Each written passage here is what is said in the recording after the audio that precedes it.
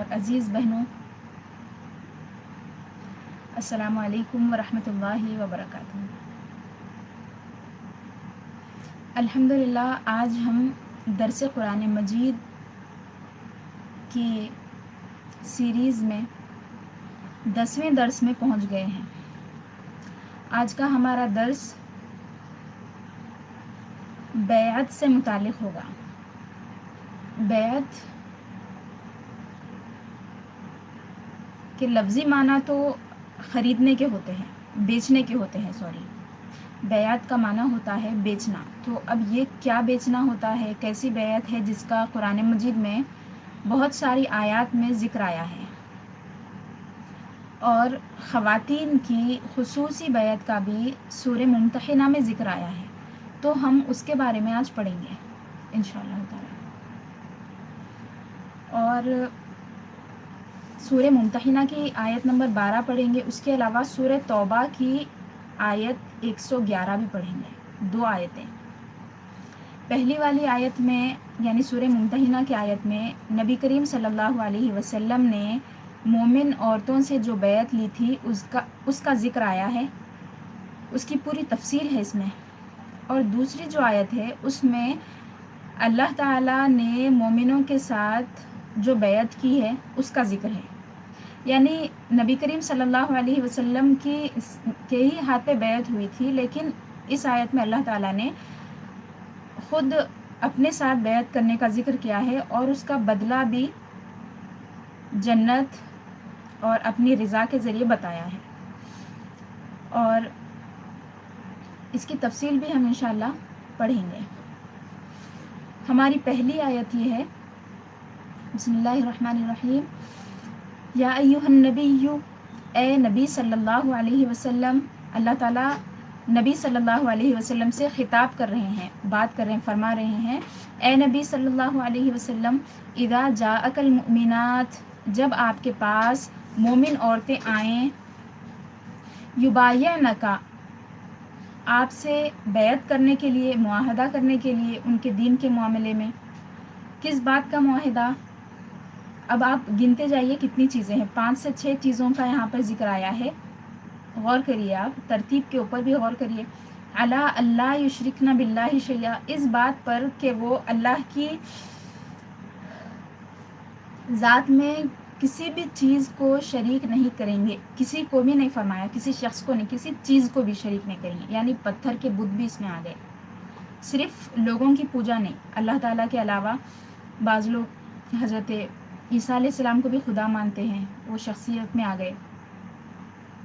اللہ کے نبی ہیں حضرت عیسیٰ علیہ السلام تو، لیکن وہ 3 خداؤں میں سے ایک خدا مانتے ہیں انہیں، اللہ محفوظ رکھے، وہ بھی اسی میں شامل ہے۔ اسی طرح مختلف لوگوں کو لوگ اپنا خدا بنائے ہوئے ہیں، ہم تو ہندوستان میں رہتے ہیں، ہمیں معلوم ہے، آپ سمجھتے ہیں، تو وہ سب تو آگے جو انسانوں کو خدا مانتے وہ تو آگے شیء فرمایا، یعنی چیزوں کو بھی، سورج کو خدا مانے یا پھر پتھر کو خدا مانے یا پھر مال کو خدا مانے، یہ سب چیزیں اس میں آ گئی ہیں۔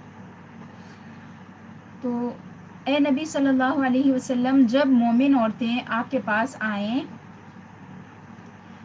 اور آپ سے بیعت کریں، معاہدہ کریں، آپ کے ہاتھ پہ عہد کریں کہ وہ اللہ کی ذات کے ساتھ، صفات کے ساتھ کسی کو شریک نہیں کریں گے، اللہ کے ساتھ کسی کو شریک نہیں ٹھہرائیں گے، اور دوسرے نمبر پہ فرمایا، دیکھیے آپ بات کی اہمیت دیکھیے، پہلی بات تو شرک سے نکل کے ایمان میں آ گئے، اب ایمان میں آنے کے بعد میں عورتوں کے لیے خصوصی بیعت، حضور کے ہاتھ پہ بیعت ہو رہی، کس بات پہ ہو رہی آپ دیکھیے، ولا یسرقن، اور وہ چوری نہ کریں گی، کیونکہ چوری کی عادت اکثر خواتین میں ہوتی ہے، چھوٹی ہو یا بڑی ہو، سب چوری اس میں شامل ہے، کسی بھی قسم کی چوری۔ اس کے اوپر بھی تھوڑی تفصیل بعد میں آئیں گی، پہلے ہم ترجمہ مکمل کرتے ہیں۔ ولا یزنین، اور وہ زنا نہیں کریں گی، اپنی عزتوں کی حفاظت کریں گی، بالکل صاف الفاظ میں فرمایا۔ تو صحابیات نے اس بات پہ حضور کے ہاتھ پہ بیعت کی۔ چوتھے نمبر پہ فرمایا، اور اپنی اولاد کا قتل نہیں کریں گی، یعنی قتل نہیں کریں گی سے مراد زندہ بچہ ہے، پیدا ہو گیا، اس کے بعد قتل کرنا ہی نہیں ہے، پیدا ہونے سے پہلے بھی قتل کرنا، 2 بھی اس میں شامل ہے۔ ولا یأتین ببہتان 5ویں نمبر پہ، اور وہ کسی بہتان کو نہیں لائیں گے، یعنی کسی پہ بہتان نہیں باندھیں گے، یفترینہ بین ایدیہن و ارجلہن، اپنے ہاتھوں اور پیروں کے درمیان، یعنی ہاتھوں کے درمیان سے مراد کیا ہے؟ زبان ہے، مفسرین نے لکھا ہے، یعنی زبان سے چغل خوری نہیں کریں گے، جھوٹ نہیں بولیں گے، اور پیروں کے درمیان سے شرمگاہ مراد ہے، یعنی جو بچہ اپنا نہیں ہے وہ بچے کو اپنے شوہر کی طرف منسوب نہیں کریں گے۔ وہ زمانے میں ایسا ہوتا تھا کہ کسی دوسرے کے بچے کو لے کے خواتین یہ کہتی تھی، شوہروں کو دھوکہ دیتی تھی کہ یہ آپ کا بچہ ہے، تو حضور نے اس بات پہ بھی ان سے بیعت لی۔ ولا یعصینک فی معروف، آخری بات ہے یہ، اور اس بات پر بھی وہ بیعت لینے آئے کہ آپ سے کسی نیکی میں آپ کی نافرمانی نہیں کریں گے۔ ظاہر سی بات ہے کہ حضور تو صرف معروف کا ہی حکم دیں گے، حضور اکرم صلی اللہ علیہ وسلم تو نیکیوں کا ہی حکم دیں گے۔ تو مفسرین نے لکھا کہ جب حضور خود صرف اور صرف نیکی کا حکم دیتے ہیں تو حضور کے ساتھ بھی اللہ نے فرما دیا کہ آپ کی نافرمانی نہیں کریں گے نیکی کے کاموں میں۔ مطلب اس میں دوسرے جو ذمہ دار لوگ ہیں وہ بدرجہ اولا اس بات کے مخاطب ہیں، یعنی اللہ تعالیٰ نے ان سے بھی خطاب کیا ہے۔ جب حضور کو خود فرما دیا تو دوسرے تو سب تو اللہ کے بندے، چاہے وہ کسی بھی درجے کے ہوں، انبیاء کے بعد آتا ہے ان کا درجہ۔ مطلب یہ ہے کہ نیکی میں ہی اطاعت ہے، نیکی میں ہی بیعت ہے۔ فبایعہن، اب دیکھیے یہ اللہ کا حکم ہے، اے نبی صلی اللہ علیہ وسلم آپ ان سے بیعت لے لیجئے، اور فرمایا واستغفر لہن اللہ، جب وہ اتنی ساری باتوں کی بیعت آپ کے ہاتھ پہ کریں گی تو آپ بیعت لے لیجئے اور اللہ تعالیٰ سے ان کے لیے مغفرت مانگیے۔ آپ اللہ تعالیٰ خود فرما رہے ہیں کہ نبی صلی اللہ علیہ وسلم ہم سے ہمارے لیے اللہ سے مغفرت مانگیں گے۔ ان اللہ غفور الرحیم، پھر یہاں پہ مژدہ سنایا، خوشخبری سنائی کہ بے شک اللہ تعالیٰ بہت ہی زیادہ معاف کرنے والا ہے اور اللہ تعالیٰ رحیم ہے۔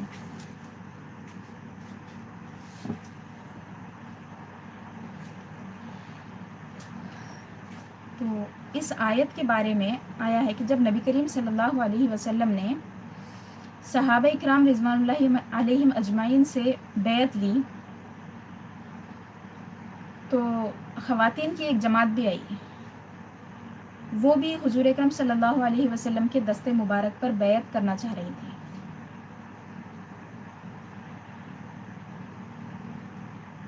ایک سیکنڈ،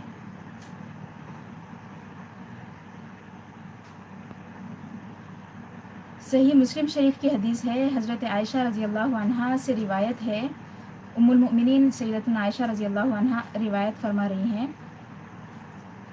کہ جب مومن عورتیں نبی کریم صلی اللہ علیہ وسلم کے ساتھ ہجرت کی تو انہیں اللہ تعالیٰ نے اس بات سے، اس بیعت سے آزمایا، اور یہ آیت انہوں نے پڑھی۔ اس کے بعد فرمایا فمن اقر بہذا من المؤمنات فقد اقر بالمحنہ، تو جن عورتوں نے اس بیعت میں حصہ لیا، جو بھی حضور کے ہاتھ پہ بیعت کی، وہ اس آزمائش میں شامل تھی، یعنی ان کے لیے جتنا اجر تھا مردوں کے لیے، عورتوں کے لیے بھی برابر کا اجر تھا۔ اور نبی کریم صلی اللہ علیہ وسلم نے فرمایا کہ جب وہ وکانا رسول اللہ صلی اللہ علیہ وسلم اذا اقررنا بذالک، جب عورتیں اس بات کا اقرار کر لیتی تھی تو حضور فرماتے تھے انطلقنا فقد بایعتکنا، اتنے الفاظ حضور ان سے بولنے لگاتے تھے کہ میں اللہ کی بارگاہ میں، اللہ کی ذات و صفات میں کسی کو شریک نہیں ٹھہراؤں گی، چوری نہیں کروں گی، زنا نہیں کروں گی، اپنے بچوں کو ماروں گی نہیں، اور دوسروں کے بچوں کو اپنی طرف منسوب نہیں کروں گی، اور آپ کی نافرمانی نہیں کروں گی۔ تو حضور فرماتے تھے تم اب جا سکتی ہو، میں نے تمہاری بیعت لے لی ہے۔ اور حضرت عائشہ نے فرمایا کہ نبی کریم صلی اللہ علیہ وسلم نے کبھی بھی بیعت کے وقت اپنا دست مبارک عورتوں کے ہاتھ کو نہیں لگایا، مس نہیں ہوا حضور کا دست مبارک کبھی۔ ایک خاتون نے حضور سے بیعت کے موقع پہ عرض کیا یا رسول اللہ صلی اللہ علیہ وسلم آپ اپنا دست مبارک ہمیں دے، ہم بیعت کرنا چاہتے ہیں۔ تو حضور نے فرمایا کہ میں لا ابایع النساء، میں عورتوں سے بیعت نہیں کرتا، صاف صراحت کے ساتھ حضور نے فرمایا۔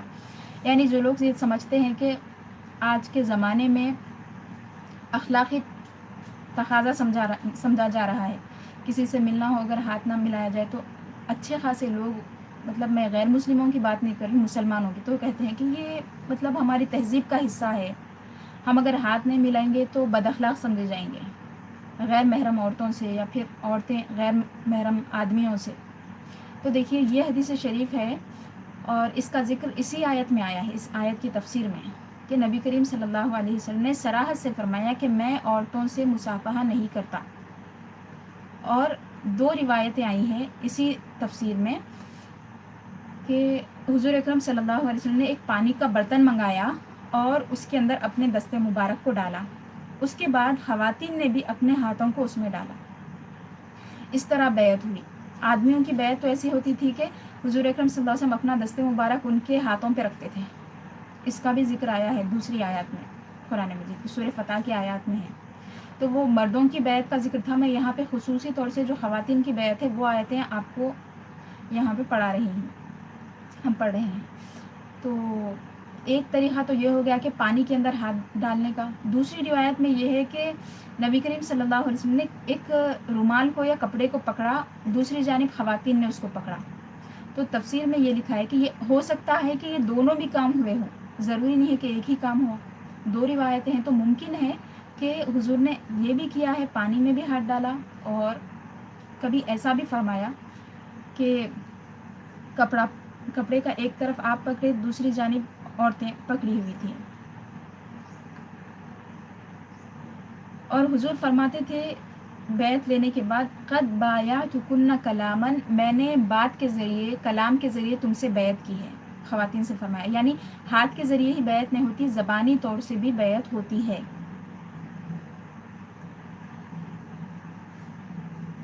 اور اس بیعت کی تھوڑی سی تفصیل یہ ہے کہ جب نبی کریم صلی اللہ علیہ وسلم آدمیوں سے بیعت لے چکے تو ایک جگہ، اونچی جگہ پہ حضور صلی اللہ علیہ وسلم بیٹھے، اور آپ کے ساتھ حضرت عمر بھی تھے. صفا پر بیٹھے حضور پہاڑی پہ، اور حضرت عمر بھی وہاں پہ موجود تھے، نیچے بیٹھے ہوئے تھے.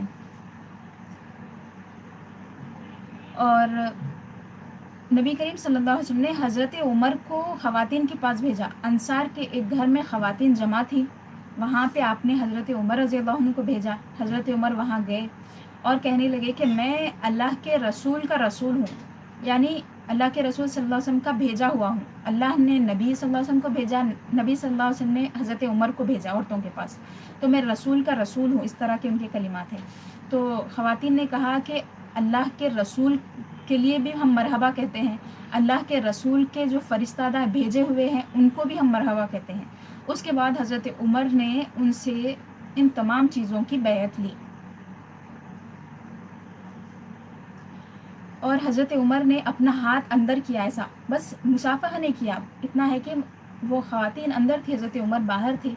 اپنا ہاتھ اس طرح لمبا کیا حضرت عمر نے ایسا، اور خواتین نے بھی اپنے ہاتھوں کو اس طرح کیا.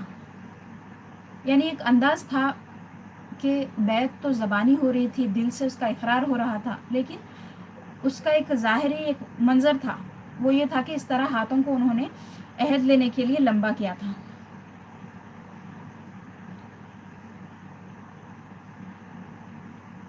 اور حضرت عمر کے کلمات ہیں کہ انہوں نے کہا انا رسول اللہ الیکنہ، مجھے اللہ کے رسول نے آپ کی طرف بھیجا ہے کہ تم اللہ تعالیٰ کے ساتھ کسی کو شریک نہ ٹھہراؤ. تو انہوں نے کہا کہ ہاں. تو حضرت عمر نے ہاتھ کو باہر کیا اور انہوں نے بھی اپنے ہاتھوں کو اسی طرح کیا. پھر کہا اللہم اشہد، اللہ تعالیٰ کو انہوں نے گواہ بنایا حضرت عمر نے کہ اللہ تو گواہ رہے، اے اللہ تو اس بیعت کا گواہ ہے. اب ایک اہم حدیث شریف اس آیت کی تفسیر میں یہ بھی پڑھ لیجئے کہ جب حضور خواتین کی بیعت لے رہے تھے تو اس وقت ہندا وہاں پہ آئی جو حضرت ابو سفیان کی اہلیہ ہیں، اور وہ اپنے چہرے کو باندھی ہوئی تھی کہیں حضور انہیں دیکھ کے پہچان نہ لیں، چونکہ یہ بعد کا واقعہ ہے. جنگ احد میں حضرت امیر حمزہ حضور صلی اللہ علیہ وسلم کے چچا شہید ہوئے تھے اور ان کا مسلح کیا گیا تھا، یعنی ان کے اعضاء کو کاٹ کے ٹکڑے ٹکڑے کر دیا گیا تھا. پھر ہندا نے اپنا بدلہ نکالا تھا کہ حضرت کہ جسم کے ساتھ بہت بری طریقے سے کھیلا گیا، گلے میں ہار بنا کے ڈالا، کلیجہ چبایا، یہ سب ہوا تھا. تو اب چونکہ یہ ماضی کا حصہ تھا تو حدیث کے الفاظ ہے کہ انہوں نے خوف کے مارے اپنے چہرے کو اچھی طریقے سے چھپا لیا اور بیعت میں حاضر ہوئے. ایک عورتوں کی جماعت کو لے کے وہ اندر آئیں اور انہوں نے کہا کہ ایک ایک چیز، اس کی حدیث شریف کی تفصیل ہے تھوڑی سی اس واقعے کی.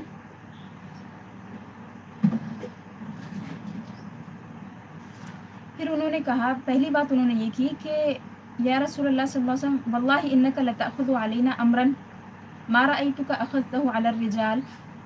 اے رسول صلی اللہ علیہ وسلم، آپ تو ہم سے ان باتوں کا بھی عہد لے رہے ہیں جو آدمیوں سے نہیں لیے. آپ حضور آدمیوں سے اسلام اور جہاد کے بارے میں معاہدہ کر رہے تھے. اب خواتین کے لیے، ان کے لیے جو چیزیں اہم ہیں ان کے لیے کی، جہاد کا نہیں کیا. دیکھیے آپ، اس میں 3 باتیں ہیں جو شوہروں سے متعلق ہیں.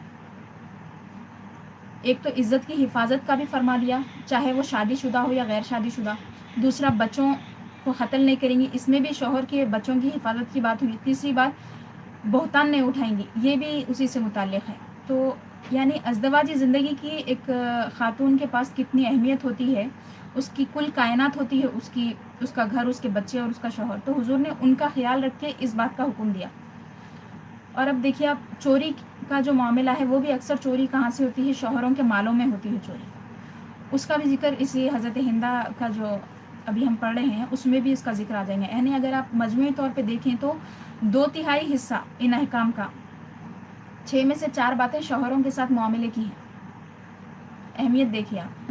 تو ہندہ نے کہا کہ آپ تو ہم سے ان باتوں کا بھی عہد لے رہے ہیں جو آدمیوں سے نہیں لے. یعنی تھوڑی سی ہر بات پہ سوال جواب کر رہی تھی وہ حضور سے. تو نبی کریم صلی اللہ علیہ وسلم نے فرمایا ولا یسرقن، آیت پڑھی آپ نے. تو ہندہ نے کہا کہ ابو سفیان تو بڑے کنجوس آدمی ہیں، تو میں ان کے پاس سے تھوڑا سا مال لے لیتی ہوں تاکہ گھر کا خرچہ چلے اور بچوں کا خرچہ چلے. تو ابو سفیان وہاں پہ دور ٹھہرے ہوئے تھے، وہ ہنسنے لگے. تو حضور نے فرمایا کہ نہیں، یہ نہیں کرنا ہے. ہاں اگر معروف طریقے سے ہو تو صحیح ہے. یعنی حضور نے اجازت تھوڑی سی دی ہے، پوری نہیں دی ہے. یعنی ایسا آدمی جو پیسے رکھتے ہوئے، مال رکھتے ہوئے اپنی بیوی بچوں پہ خرچ نہیں کرتا، تو ویسی عورت اس کے پاس سے لے سکتی ہے. اور مفسرین نے لکھا کہ اگر وہ ایسی جگہ سے پیسے نکالے جہاں اس نے لاک کر کے رکھا ہے، یعنی بینک سے بھی چوری سے نہیں نکال سکتی، اور اندر وہ رکھا ہوا ہے یعنی فزیکلی وہاں پہ موجود ہے پیسے، تو وہ بھی نہیں لے سکتی.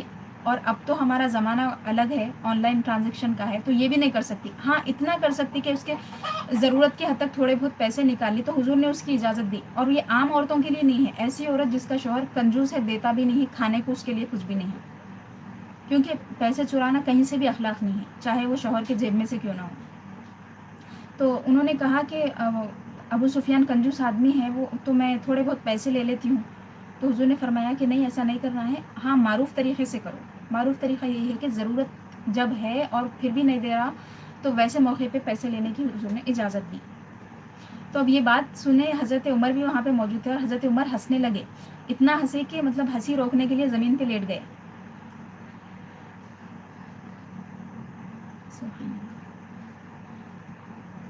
اور ادھر سے ابو سفیان کہنے لگے ہوا لکی حلال، وہ پیسے جو تم میرے پاس سے لیتی ہو مطلب وہ تمہارے لیے حلال ہے، لے سکتی ہو. مطلب سوال حضور سے ہو رہا تھا، انہوں بیچ میں سے جواب دے دیے. تو نبی کریم صلی اللہ علیہ وسلم بھی ہنس دیے. حضور مسکرانے لگے اور ان کو پہچان بھی لیے کہ یہ ہندہ ہیں. وقال انتی ہند، انتی ہند، آپ ہندہ ہیں کیا؟ تو انہوں نے کہا کہ ہاں میں ہندہ ہوں. بھی نہیں بولے، تھوڑا شرمندہ تھے نا. تو کہنے لگی عفا اللہ عما سلف، جو ہو چکا ہے اللہ تعالیٰ اسے معاف کر دے. پھر حضور نے اگلی آیت کا اگلا حصہ پڑھا، ولا یزنین، اور وہ زنا نہ کرے. تو ہندہ نے کہا او تزنی الحرہ، کیا ایک آزاد عورت، شریف عورت، اچھے گھر کی عورت یہ بھی کام کرتی ہے؟ پھر حضور نے فرمایا ولا یقتلن اولادہن، اور وہ اپنے بچوں کو قتل نہ کرے. تو اب ہندہ نے پرانی بات پھر نکالی، ماضی سے ان کی باتیں پوری جڑی ہوئی ہیں. تو انہوں نے کہا کہ ہم نے انہیں بچپن میں پال پوس کے بڑا کیا اور جب وہ بڑے ہو گئے تو آپ لوگوں نے انہیں مار دیا. یعنی وہ جنگ بدر کا قصہ یاد کر رہی تھی. تو یہ بات تھی جس پہ حضرت عمر ہنسے تھے. وہ پیسے نکالنے والی بات نہیں تھی, میں نے پہلے اس کو بتا دیا آپ کو. فضحک عمر بن الخطاب حتی استلقى. حضرت عمر ہنسنے لگے یہاں تک کہ وہ لیٹ گئے, لیٹ کے ہنسی کو روکنے کی کوشش کر رہے تھے. اور حنظلہ بن ابو سفیان یعنی ان کے بیٹے, ابو سفیان کے بیٹے, ہندا کے بیٹے, وہ ان کے پہلے بیٹے تھے, وہ جنگ بدر میں مارے گئے تھے. تو وہ ان کو یاد کر کے اس طرح کہنے لگی, اور کہنے لگی کہ وہ جانے اور آپ جانے, یعنی ہم ان کو پیدا کرے, بڑا کرے, ہم تو قتل نہیں کرے, آپ کر دیے, اور اب آپ جانے اور وہ جانے.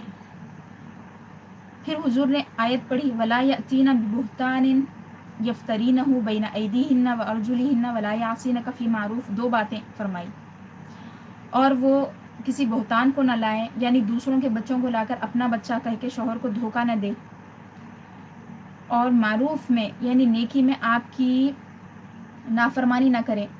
تو تفسیر قرطبی میں دوسری تفاسیر میں میرے کو یہ بات نہیں دکھی, اس میں یہ لکھا ہے معنی بین ایدیہن السنتہن بالنمیمہ. ان کے ہاتھوں کے درمیان سے مراد کیا ہے, دونوں ہاتھوں کے بیچ کی جو چیزیں زبان مراد ہے لکھے اس میں, یعنی چغل خوری کرتے ہوئے نہ پھرے, یعنی ان کی بات ان کے پاس, ان کی بات ان کے پاس, چغل خوری. غیبت میں اور چغل خوری میں تھوڑا سا فرق ہے. غیبت یہ ہوتی ہے کہ صحیح بات ہے لیکن جا کے دوسروں کو لگا دی, امانت داری نہیں کرے, ادھر کی بات ادھر اگر ہے تو یہ چغل خوری ہے. اور چغل خوری میں کیا ہوتا ہے, جھوٹ بھی ملی ہوئی رہتی, غیبت سچائی رہتی لیکن دوسروں کو بول دینا رہتا, ایک کی عزت دوسرے کے پاس جا کے کھول دینا, اس کی برائی کر دینا کسی کے سامنے. تو یہ ہو گئی غیبت. اور چغل خوری میں کیا ہوا, اس کے پاس کی بات اس کے پاس تھوڑی آمیزش کے ساتھ ملا کے جھوٹ موٹ, اور اس کی بات اس کے پاس. تو خواتین کو خاص یہ بات بھی بتائی گئی, ان سے بیعت لی گئی کہ آپ چغل خوری بھی نہ کریں. اللہ محفوظ رکھے. اور ایک بات انہوں نے لکھی کہ بین ایدیہن و ارجلہن سے مراد یہ ہے کہ ان کے ہاتھوں کے درمیان سے مراد کیا ہے, چھوٹی چیز, یعنی جو فحش کام ہوتے ہیں ان میں چھوٹی چیز بوسہ لینا ہوتا ہے. تو تفسیر میں لکھا ہے کہ غیر محرم کے ساتھ اس طرح کا عمل کرنا مراد ہے, یعنی بوسہ لینا بین ایدیہن سے مراد ہے, اور بین ارجلہن یعنی شرمگاہوں کی حفاظت. یہ کیا ہے, آیت کا دوسرا حصہ ہے. تو حضور جب یہ فرمائے تو انہوں نے کہا کہ آپ تو صرف اچھی باتوں کا ہی حکم دیتے ہیں, معروف کا ہی حکم دیتے ہیں.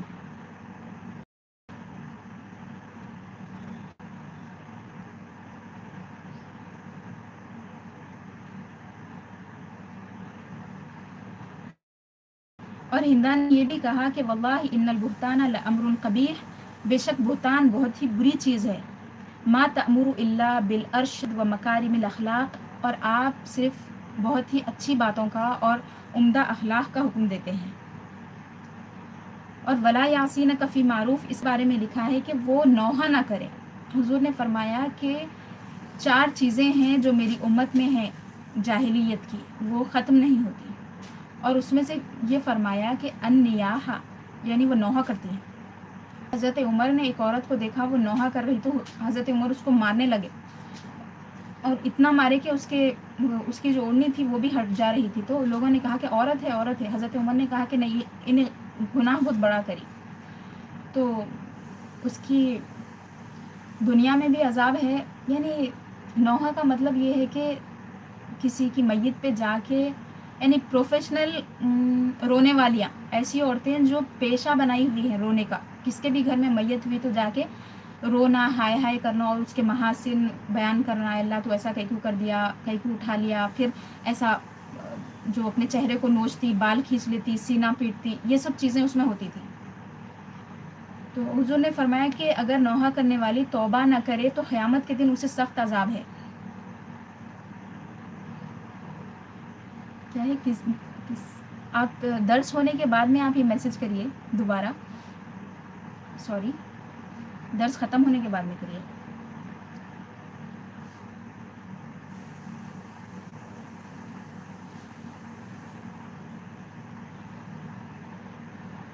تو ولا یاسین کا فی معروف میں بطور خاص رونا پیٹنا، یہ چیخنا چلانا جو ہے مرنے کے بعد میت کے سامنے بیٹھ کے، اس سے منع فرمایا ہے۔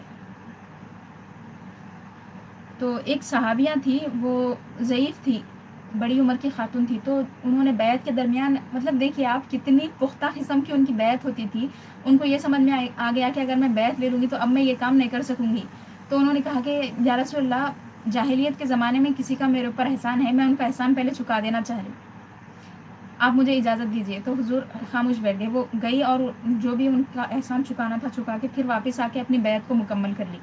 یعنی اگر بیعت کر لیں گی تو پھر ان کو اس پر قائم رہنا بھی اتنا ضروری تھا، یہ بات وہ سمجھتی تھی، تو پہلے جو کام کرنا تھا کر کے آگے، اس کے بعد میں بیعت کو مکمل کر لیے۔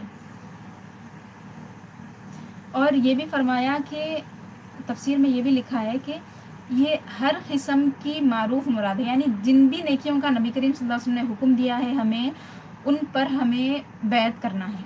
تو اب یہ آپ خالی صحابیات سے حضور بیعت لیے تھے، اسی کو دماغ میں رکھ کے مت چلیے، صحابیات سے حضور نے لیا تھا، اگر ہم اس زمانے میں ہوتے، اللہ کی توفیق بھی ہمارے ساتھ ہوتی جیسے اب ہے، تو ہم بھی انشاءاللہ، اللہ اگر چاہتا تھا تو جب بھی ہم شامل ہوتے تھے بیعت میں، ہم وہ زمانے میں نہیں تھے تو ہم یہ زمانے میں حضور سے مطلب قلبی طور پہ ہم بیعت کر سکتے ہیں۔ پھر جو نائبین ہیں حضور کے، حضور نے فرمایا کہ علماء میرے جانشین ہیں، جو آپ کے مرشد ہیں، ان کے ہاتھ پہ بیعت ہو سکتی ہے۔ اور بیعت میں یہ چیز لحاظ رکھنا ضروری ہے کہ اگر آپ کسی کے پاس بیعت کرنے گئے، وہ مرشد ہاتھ ملا رہا تو آپ وہاں سے فوری نکل جانا، کیونکہ حضور تو کسی سے ہاتھ نہیں ملائے، حتیٰ کہ حضور کا دست مبارک کبھی کسی غیر محرم سے مس بھی نہیں ہوا، ٹچ بھی نہیں ہوا، اتنی زیادہ احتیاط فرماتے تھے حضور۔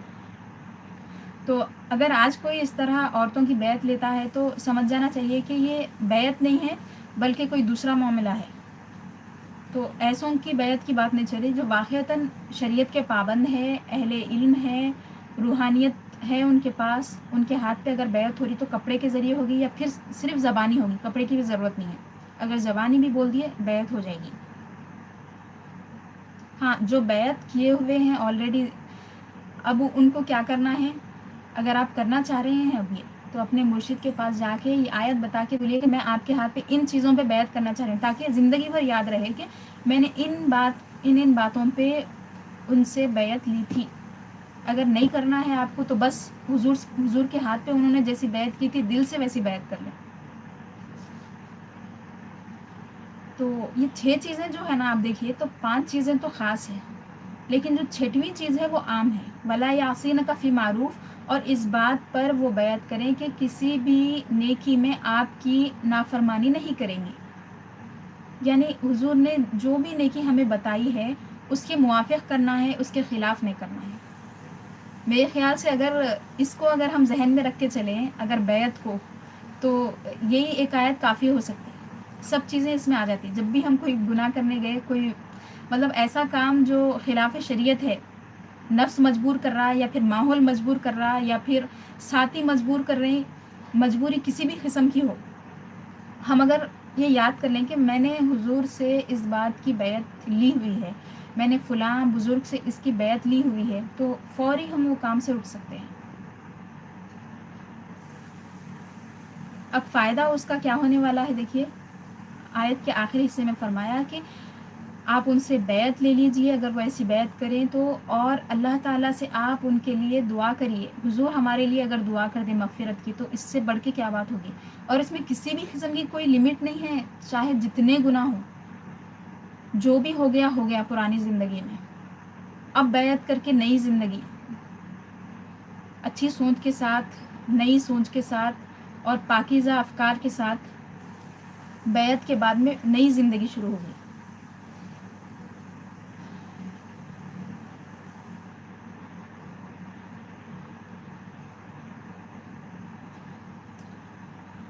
اب دوسری آیت کی طرف ہم آتے ہیں، یہ اس کی تھوڑی سی تفصیل اور بھی ہے، اتنی شاید کافی ہو جائیں گی۔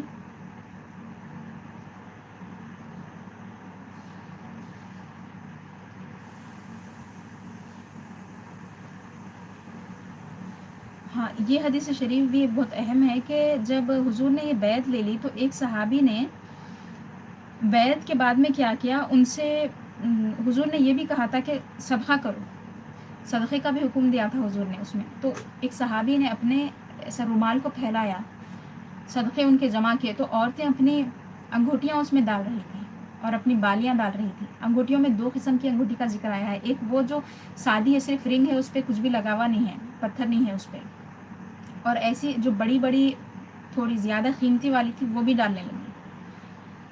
بخاری شریف کی حدیث ہے یہ. وَبَسَطَ بِلَالٌ ثَوْبَهُ فَجَعَلْنَا يُلْقِينَ الْفَتَخ وَالْخَوَاتِيمَ فِي ثَوْبِ بِلَال. 2 قسم کی انگوٹیاں ہیں یہ.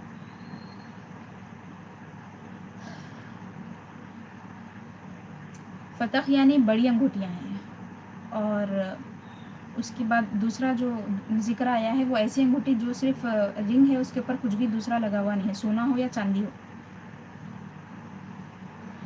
اب ہم سورہ توبہ کی آیت کی طرف آتے ہیں. اس میں تو مختصراً ہم پڑھ کے ختم کر دیں گے.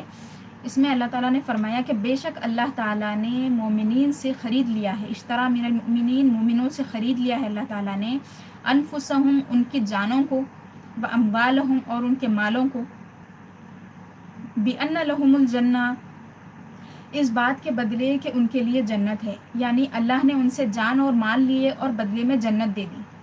یقاتلون فی سبیل اللہ، اب یہ جان اللہ نے خرید لی، اس کا مطلب کیا ہے؟ وہ اللہ کی راہ میں ایک دوسرے سے، مطلب کفار کے ساتھ وہ مقاتلہ کرتے ہیں، جنگ کرتے ہیں. فیقتلون، تو وہ ان کو مارتے ہیں، ویقتلون، اور خود بھی شہید ہو جاتے ہیں.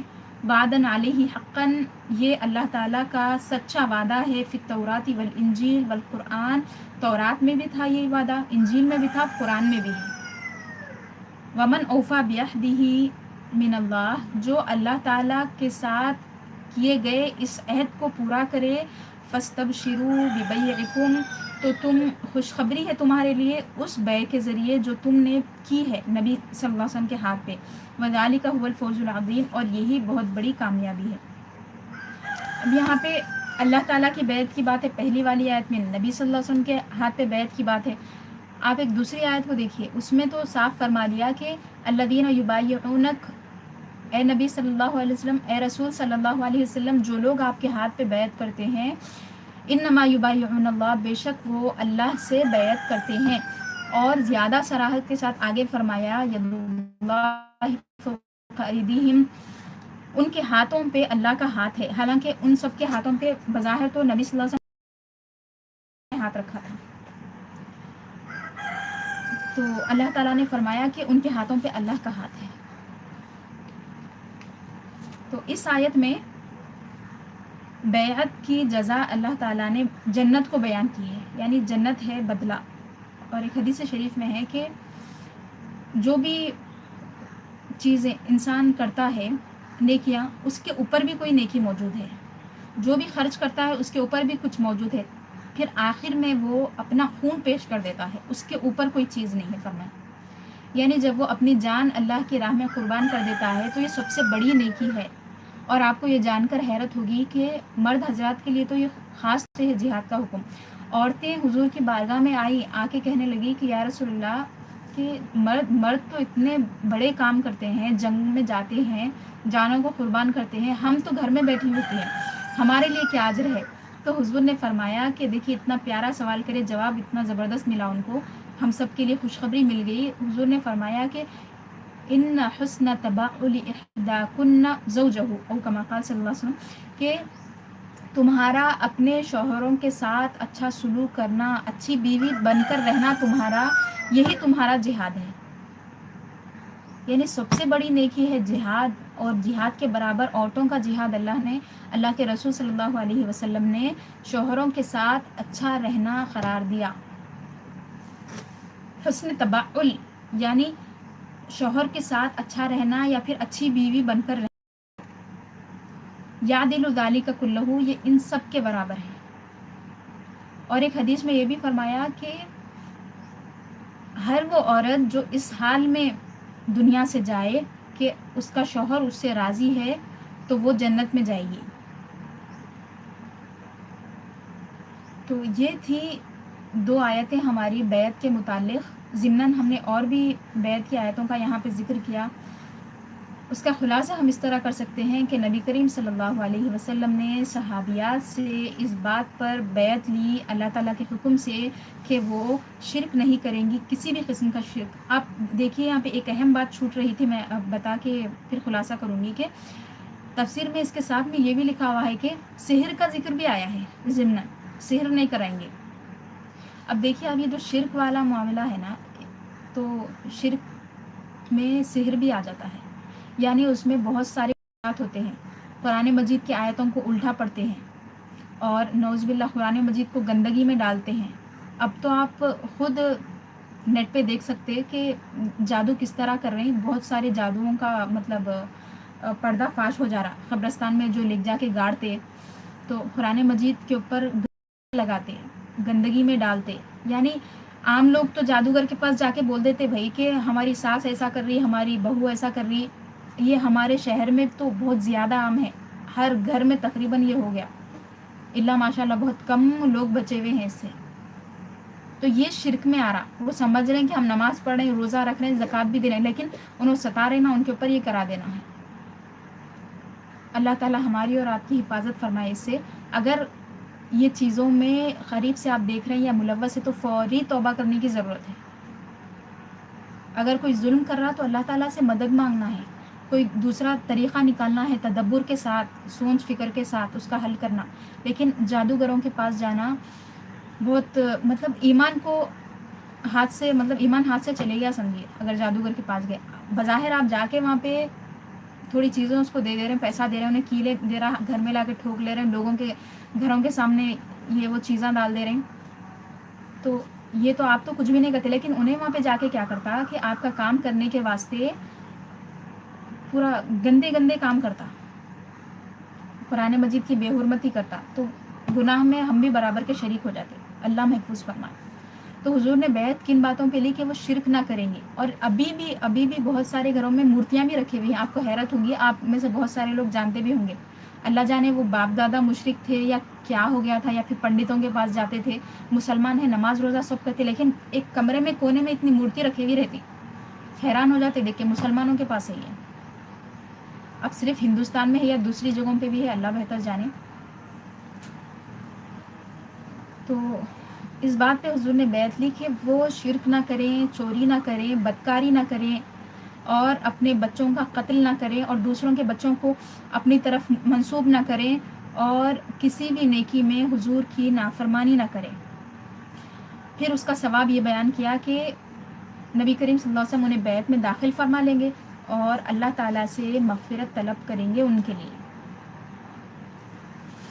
اللہ تعالیٰ سے دعا ہے کہ ہمیں اپنے دین پر قائم رکھے، ہمارے دلوں کو اپنے دین پر، نبی کریم صلی اللہ علیہ وسلم کی شریعت پر آخری دم تک قائم رکھے، اور جو ہم عمل کرنے کی کوشش کر رہے ہیں اللہ تعالیٰ ہماری مدد فرمائے، ثابت قدمی ہمیں عطا فرمائے۔ ہم نبی کریم صلی اللہ علیہ وسلم کی یہ جو بیعت ہے ہم نے پڑھا ہے، اللہ تعالیٰ ہماری مدد فرمائے کہ ہم آخری دم تک ہمیشہ اس کو ہمارے ذہنوں میں رکھیں، کیونکہ آپ دیکھیے یہ بیعت ایسی چیز ہے، یعنی جب ہم داخل ہو رہے ہیں اسلام میں اس وقت کی بات ہے یہ، یعنی ایک ایگریمنٹ ہوا ہے مومن عورتوں کے ساتھ، کتنی اہم بات ہے دیکھیے۔ اور افسوس ہے اگر ہم اب تک اس سے لا تعلق تھے، نہیں معلوم تھا، جو ہو گیا ہو گیا، لیکن اب معلوم ہو گیا ہے۔ حضور نے، اللہ تعالیٰ نے فرما دیا کہ وہ اس بات پر بیعت کریں کہ کسی بھی چیز میں آپ کی نافرمانی نہ کرے۔ سب چیزیں اس آ گئی ہیں، جتنی نیکیاں ہیں، جتنے اچھے کام ہیں، جتنے اخلاق ہیں، جتنی عبادات ہے، حسن معاملت ہے، سب اس کے اندر آ گیا۔